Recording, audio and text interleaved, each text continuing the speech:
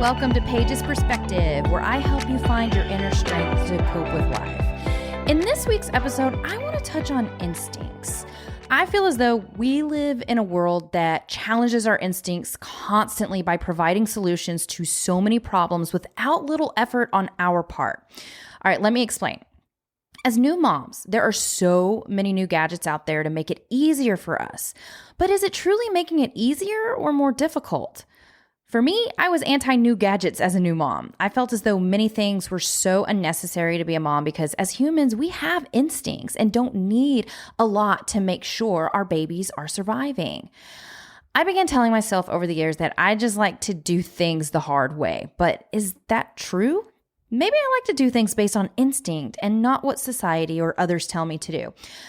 I used to get shit for doing the opposite of what others say, and maybe there is some truth to that, but I also like to look at all sides of problems before I dive in. Okay, I'm a bit off track there, so let's go back to the baby talk.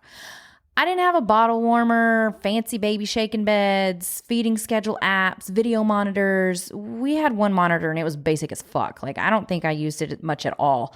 When it came to baby proofing, I didn't have plastic thingies on the plugs or things to stop the cabinets and drawers from opening or padding around my tables. I had those, I think I got them for free and I left them in boxes in a closet somewhere.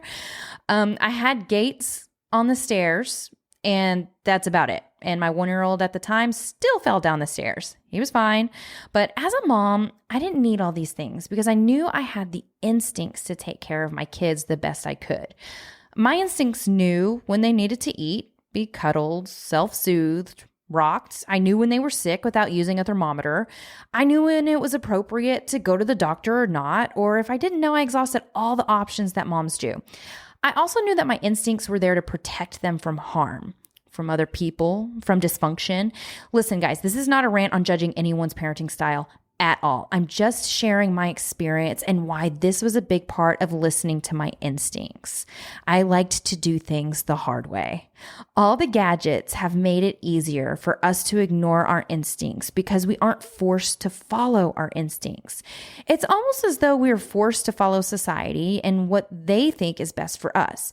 We know deep down what is best for us and our children, and it truly just means we need to get back to the basics, our instincts, not what society or the media tells us. When it comes to kiddos, they need to fall and have some discomfort in order to build resilience and learn to trust their instincts. Saving them all the time isn't giving them a chance to trust themselves. We aren't traumatizing them by allowing them to solve some problems or be uncomfortable. A cold white on their bum isn't going to traumatize them forever. It may be uncomfortable. They may scream a little bit, but that's okay. They need to be able to explore certain cabinets in the house, like the pots and pans drawer, learning how to pull them out, make sounds. And it's a learning experience. And sometimes we rob them of that because 1, we fear they'll get hurt, or 2, we just don't want to mess. I'd use my instincts on what was appropriate and what wasn't. I paid attention to them. I knew their sounds. I'm a light sleeper and knew when they'd wake. I trusted my instincts to guide me as their mom because we are meant to nurture and protect. Our ancestors didn't need a ton of gadgets to help us evolve. They used instincts. I'm a bit old school, I know, but it was super beneficial for me. I'm not a perfect parent. I've definitely allowed my kids a lot of screen time and used it as an excuse of, well, that's just what the kids do these days. I need to do better, and I will. Working on it because my instincts tell me to chill on the screen time because their brains are developing and need to learn how to be bored. It's such an important skill for humans to have. Again, I'm not perfect. This is where I lack on a lot of my parenting skills. So let's get into relationships. Therapy words and labels are thrown out all the time because we want to understand how people work. We want to understand how we work. We want to understand why people do the things they do. I get it. It's important to be educated. But sometimes we are so overwhelmed with trying to figure things out, we forget our basic instincts. So I'm going to go through a few instincts that are ignored in unhealthy relationships. Number one is self-preservation. We may ignore our instincts to protect ourselves from harm, both physical and emotional. This can lead to enduring abuse, neglect, or dangerous situations rather than seeking safety. Many of us are nurturers and put our spouse's survival above our own, and that's not healthy. Our instincts are truly to help us survive ourselves. Matt told me this quote the other day, and it was amazing. Never ever sacrifice your survival for someone else's. This doesn't count with our children, but with others, yes. Such a powerful message. Number two, boundaries and autonomy. The instinct to maintain personal boundaries and independence can be overlooked in these relationships. We may allow our partner to overstep our boundaries or control aspects of our life, losing our sense of self. Boundaries protect us. They are an instinct because they keep us safe. I know how hard it is to hold boundaries in a relationship because it can get messy. But if you tell yourself, these are my instincts to protect myself and my children, it doesn't matter what your partner says or the world. Block the noise. It may be easier for you to maintain your boundaries. Instincts guide us for a reason. Number three is going to be social instincts. We need healthy social interactions and support from friends and family. And in these relationships, those might be neglected. Unhealthy relationships may isolate us from our support networks, making us more dependent on our toxic partner. This is just unhealthy, and it's something that we're neglecting. Number four is trusting intuition. The gut feeling that something is wrong is a crucial instinct that is often ignored. Individuals may dismiss red flags or their inner voice that warns them about the unhealthy nature of the relationship. And we do this because our partner challenges our thoughts all the time. But we can't allow that. Our instincts are meant to protect us, and we know the red flags are there. Dismissing them is dismissing our intuition, which is our natural guidance in life that we must rely on to live our best life and to stay safe. Number five is seeking respect. In a balanced relationship, there is mutual respect and give and take. Ignoring the instinct to look for equality and fair treatment can lead to, again, enduring disrespect and imbalance in the relationship.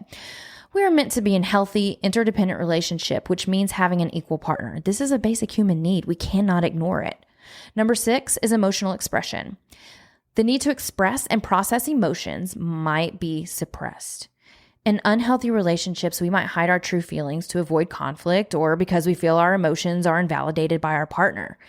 Emotional expression is a human need. Number seven, desire for growth and fulfillment. The instinct to pursue personal growth, goals, and fulfillment can be stifled. We may sacrifice our aspirations and happiness to appease our partner or maintain the relationship. It's natural to have personal goals, guys, and want to grow in life. We can't ignore that either.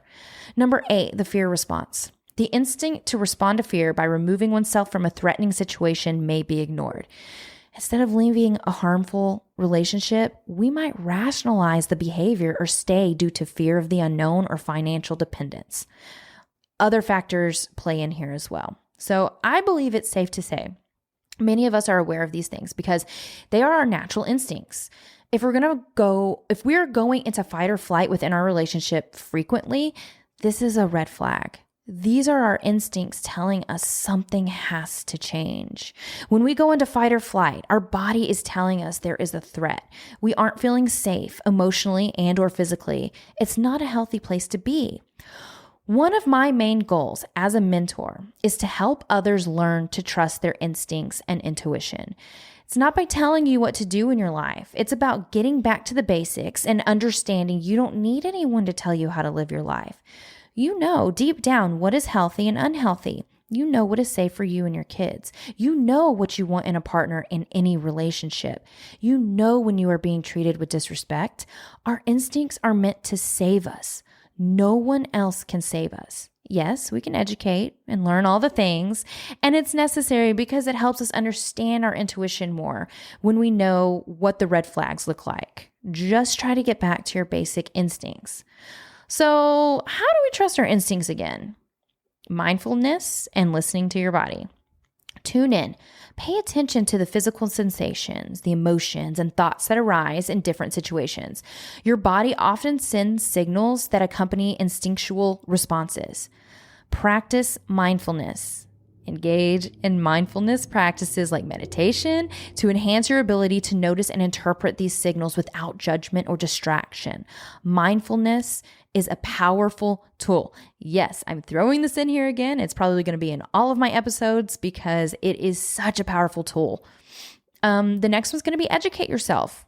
Learn about instincts and intuition. Understanding the science behind instincts and intuition can help you appreciate their value and function and why they are important. Gain experience. Broaden your experience and knowledge base. The more you encounter and learn, the sharper your instincts become. This is where the Independently Strong program comes into play. We help you understand the red flags and help you trust your instincts again. Start small. Test your instincts. Begin by trusting your instincts in low-risk situations. This helps build confidence gradually without significant consequences. All right, so here's some examples.